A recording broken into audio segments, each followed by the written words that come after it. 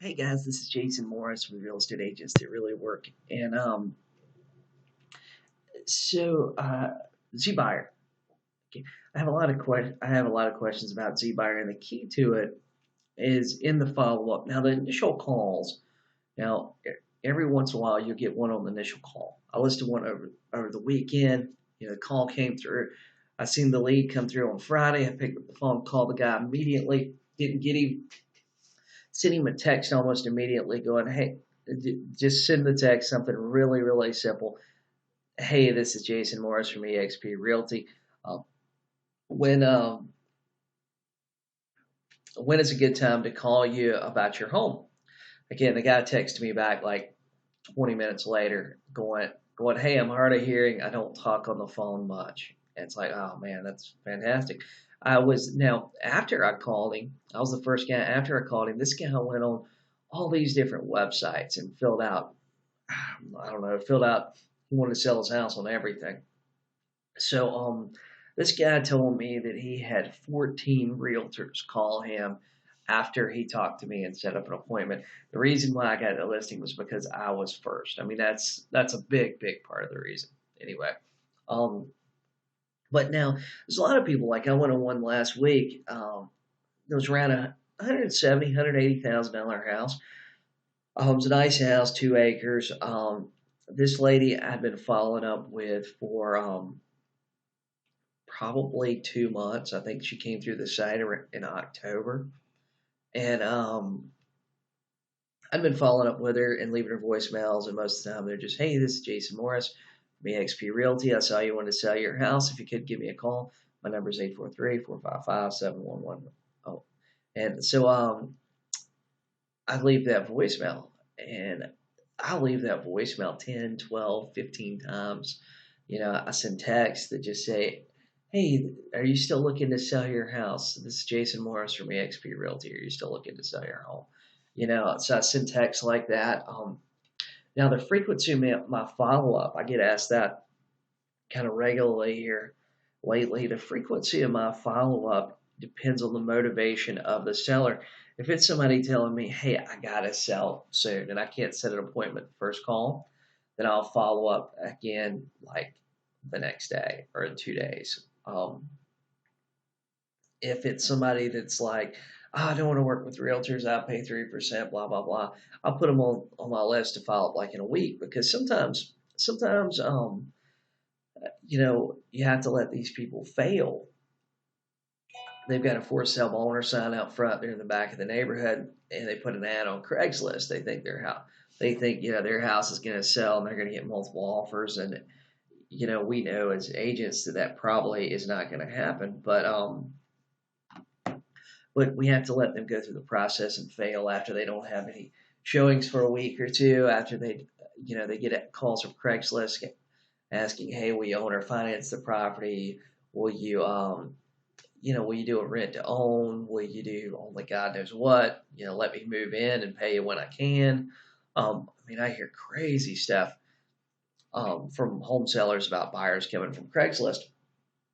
They're really not even buyers. They're people that they think they would like to buy, or they have a dream of buying, but they have no money, they have no credit, they have lots of times they have no job, all kind of stuff.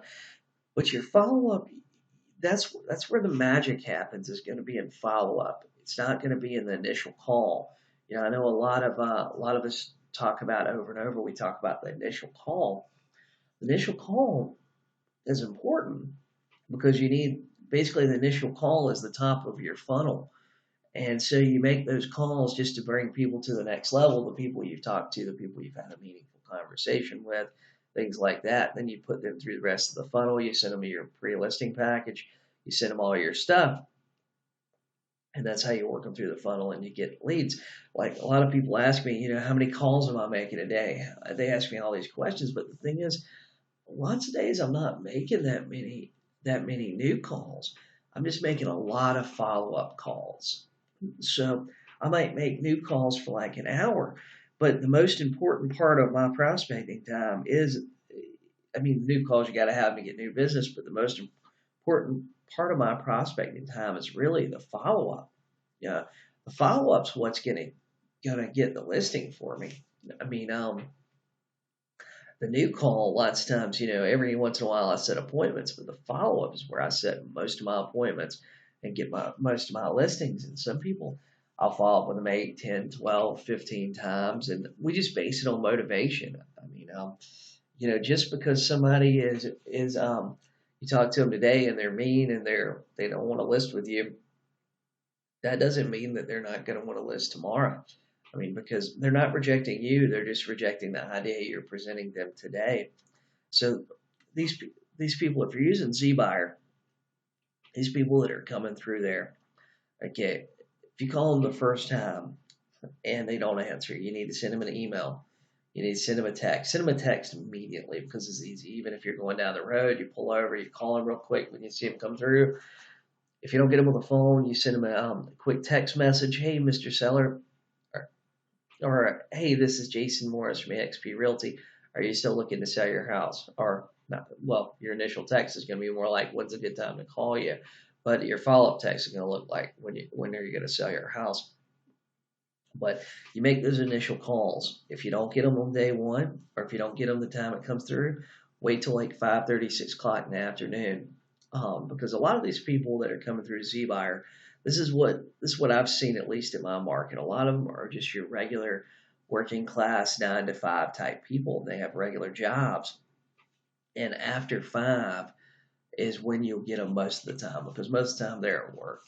And maybe they filled it out on the lunch break, maybe they filled it out this morning or whatever it is. But if you don't get them on the phone to begin with, you send them the text, then you make a call to them in that afternoon, in the late afternoon, 5:30, 6:30, something like that. If you don't get them then, you just make a call to them the next day. And you pretty much, I'll call a new zBuyer lead 3 or 4 days in a row like that.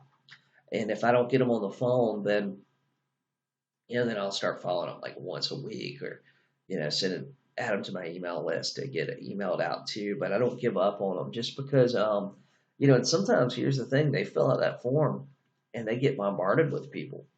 If you wait till the next day to call, these people, they probably didn't fill out one form online. They probably went online and they filled out like 10 forms. So they're getting bombarded with agents. So sometimes, if you're not that first caller, maybe you end up being, you wait a week, 2 weeks. A lot of those people are going to give up. A lot of those agents, if they don't get on the first call, they just go, this doesn't work. And then they say, it doesn't work. I'm not calling him back. Oh, it was a bad number. And all it was the person didn't pick up, So, but that is the key. That's the key to listing zBuyer, for sale by owner. All these different lead sources. The follow up is the key. But hey, if you're thinking about zBuyer, call them, tell them I sent you, tell them you're in my group real estate agents that really work, and you'll get 20% off your market if you subscribe to more counties. Sometimes they have some package deals, sometimes they have some better stuff. But if you tell them I sent you, and anyway, you guys have a great day.